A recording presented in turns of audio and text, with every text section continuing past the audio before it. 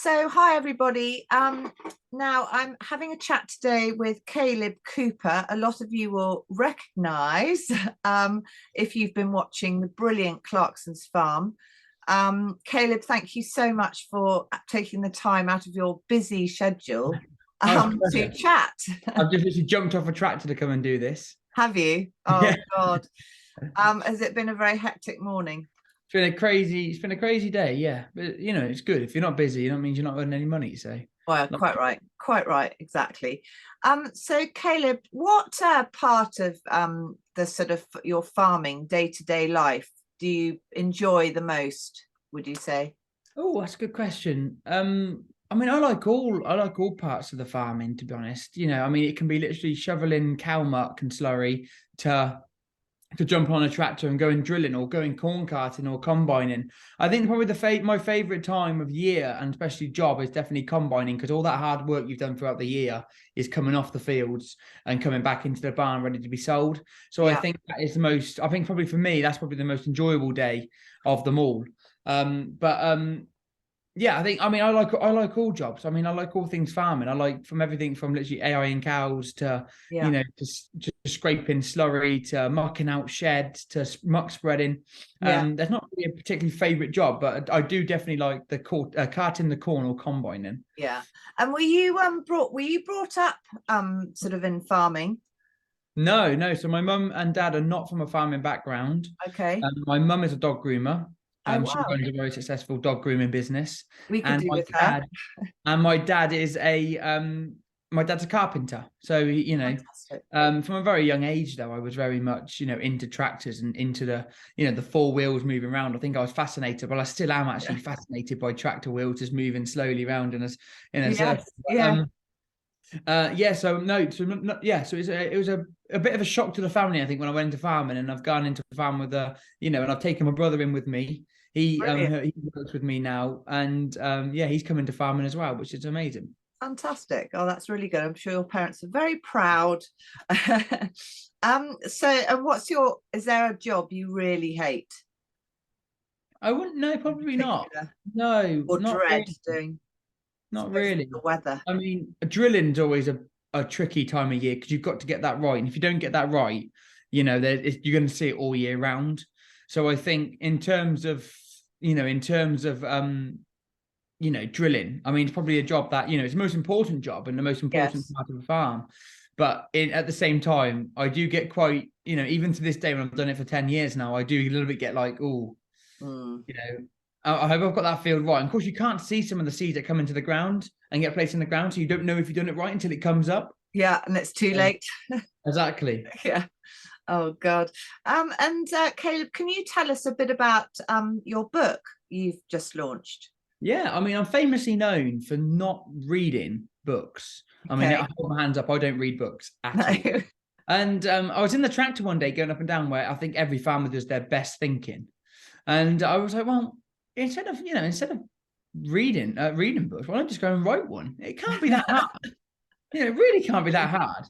Anyway, that's when the idea came, The World According to Kaleb. And we've got into the Sunday Times bestsellers, which is absolutely amazing, and was a massive accomplishment for me. That's and the book's going really well. But I mean, the whole idea come around was, I think, just myself, I think of the world very differently to other people. For example, the second time I went to London, which everyone see in terms of Clarkson's Farm series 1, I went to sell wasabi. I can't remember what it was. I think it was like Mayfair or something like that. And I remember looking up at the number, one of my big fears is big buildings. And I remember looking up in this big building and seeing a tree. Now, my instant thought straight away was, well, around me, where I live, if I go and prune a tree, I go, right, that's 20 foot high. Yeah. I'll climb that. It's going to take me half the day to cut the limbs off, to prune it, to make it healthy and grow straight. Well, the instant thought when I was in London was, how does someone have to go up? He's got to go up 1,000 feet in an elevator. Yeah. And climb a 20-foot tree just to prune it. Therefore, he's like 1,020 feet up in the air to prune a tree. That's nuts. That's why the idea come around. And, such as like cities and, I mean, it just, I mean, the old idea, I mean, cities, I mean, my views on cities are quite strong in there, London, particularly, but Could you not wait to get out of there?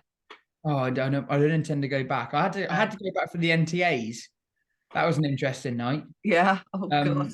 Yeah, I don't plan on going back anytime soon. No, fair enough. No, safer in the country, I'd Absolutely. say. In the middle of a field with no one around. Yeah, exactly. Exactly. And how do you find sort of combining, you know, your farming with becoming a dad of one, well, nearly two. You've got another one on the way, haven't you? Yeah. I mean, it's actually really hard, and I've got a good team of people around me as well. You know, we've got employees, and we all work very closely together to get the jobs done. But I mean, it is incredibly hard having to try and balance, you know, work life with the filming, the farming, you know, running a farming contracting business, as well as then doing all the book stuff, as well as then the charity work, etc. Yes. And then trying to separate that from family life, if that makes sense. I do find that incredibly hard, but luckily I've got an amazing other half who is absolutely amazing. Like, I wouldn't be where I am today without her. You know, instead of telling me, when are you home? You know, you've got to be home. She goes, you know, she normally says to me, look, I'll put the dinner in the oven. Let me know when you're 10 minutes away. Oh, warm it up for you. Do you know what I mean? She's very supportive of what I do and where I got to. I mean, because my whole dream is to buy a farm, and she's on me. You know, she's on the team for the roller coaster, so she's going from the highs to the lows to all over. So but yeah, I mean, yeah, it's incredibly hard, but I'm doing it. I think I'm doing it. I'm sure you're doing a great job. When's your next one arriving? June, so incredibly unwell timed. Yes. I'll be haymaking then, so I'll be fairly busy, I believe. You will. Oh dear, lots of sleepless nights for all of you, I suppose, on both fronts. And so do you think that Clarkson's farm correctly portrays what daily life is really like, farming? 100%. Yeah. I mean, I'm part of that, you know, part of the filming of that. And I can tell you this from now, is everything you see is what's happening. There's nothing, you know, there's nothing changed. There's no like television making, if that makes sense. Yeah. In that, it's everything on there is how it's seen. And that's how a farming program should be. It should, you know, the camera should be there and what's happening should be filmed. Yes. You can't get a pet lamb to give birth at a certain time. You can't get, you know what I mean? Everything, if you've got to be there to make it happen. So everything on that show is absolutely how farming is seen on a day-to-day and how I live my life, and Jeremy as well. I think it's taught an awful lot of people, actually. A hell of a lot about well, everyone knows what a tram line is now, don't they? They sure do. They really do. Now, next question. How useless is Jeremy, really? He's terrible. Is he? I mean, he's an amazing writer. He can sit in front of a computer and the journalism in his head just comes out, and he's an amazing, you know, as well as making television, he's absolutely amazing. However, picking up a hammer, he can just about do. Whether he'll hit the right bit of the place he's going to hit is another problem. And picking up a spanner is a no-go. He still can't put anything on the back of the tractor. Oh God. Oh dear. So yeah, it's incredible. He's not the best. No, but improving. What I'd like to say now is he's got little knowledge, and that's very dangerous. Yes. Yeah. So he's questioning stuff that I ask him to do now, which is a little bit worrying. Okay. What, rather than just doing it? Well, he never used to just do it. He used to argue with me about doing it, but now he questions it and has an answer to that, if that makes sense. Okay. Oh God. Do you get quite exasperated at times? I get very annoyed. Yes. Yeah. As you're all going to see in series 2 and series 1. So just while we're on that, when is series 2 coming out? I can finally say now, actually, because Amazon have announced it. They announced it yesterday. The second series is coming out on the 10th of Feb. Brilliant. Can't wait. Well, I'm sure. Neither can I. I mean, I can't wait. Everyone will tune in. I'm really looking forward to that.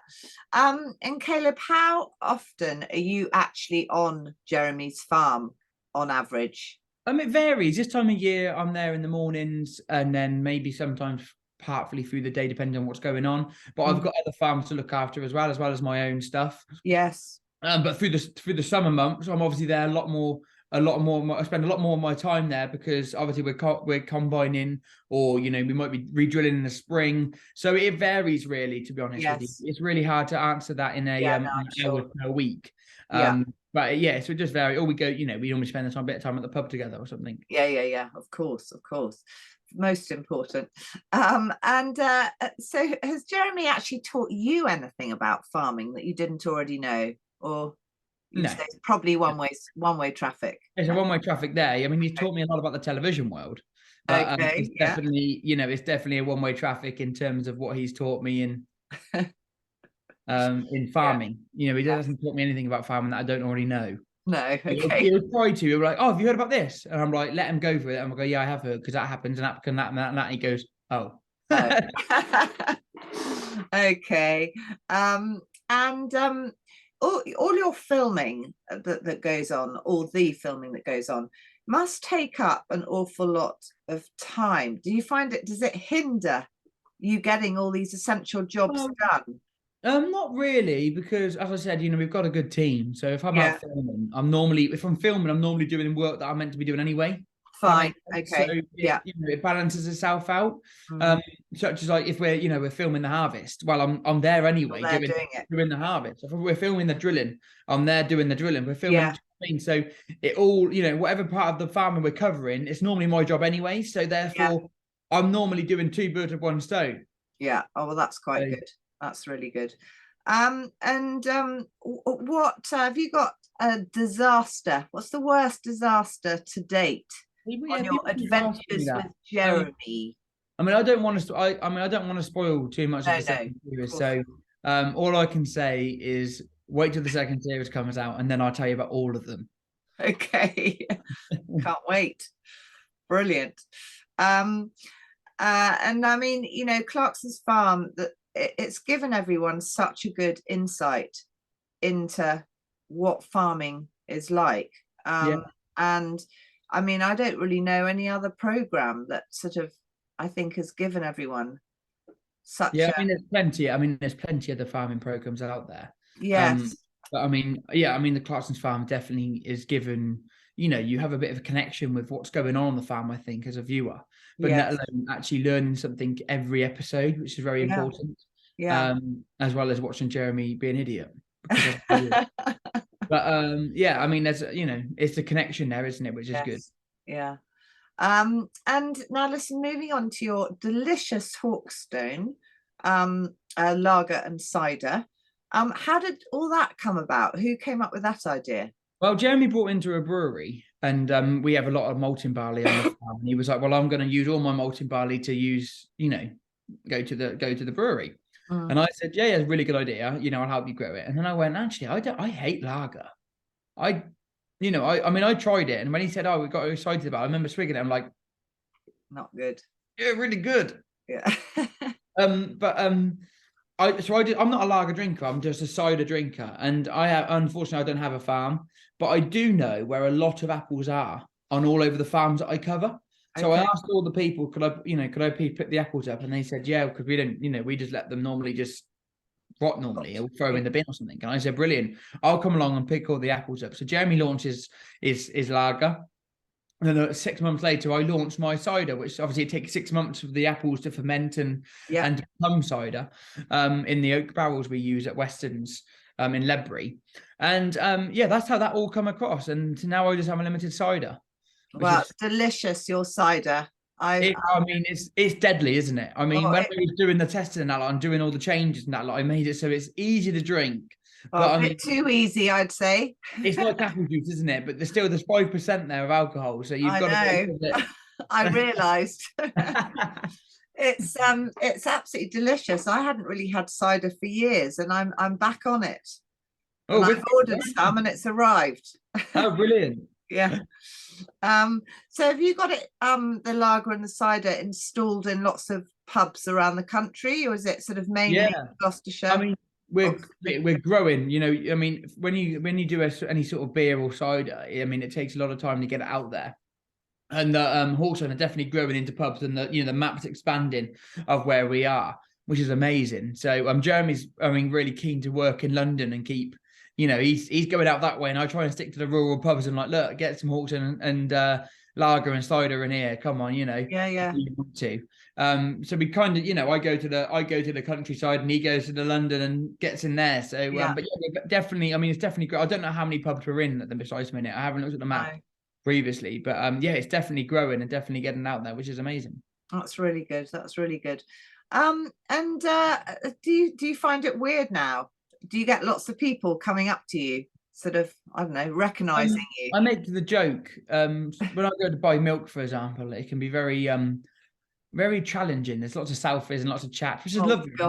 You know, I love all that. You know, I'm a very chatty guy. I mean, we're chatting away now. Yeah. And, but I do find it's probably easier for me to buy a cow and milk it myself than to go and buy milk.